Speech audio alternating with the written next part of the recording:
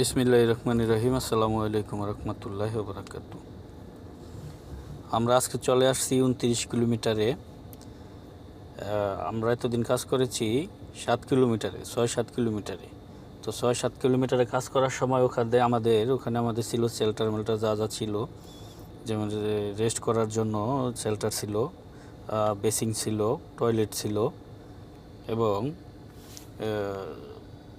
যত আমাদের কাজের যত মেশিনারিগুলো ছিল, ইকুইপমেন্টগুলো ছিল, যত কাজের জন্য যা যা দরকার সব সামানগুলো আমরা এখানে নিয়ে আসছি গাড়ি দিয়ে।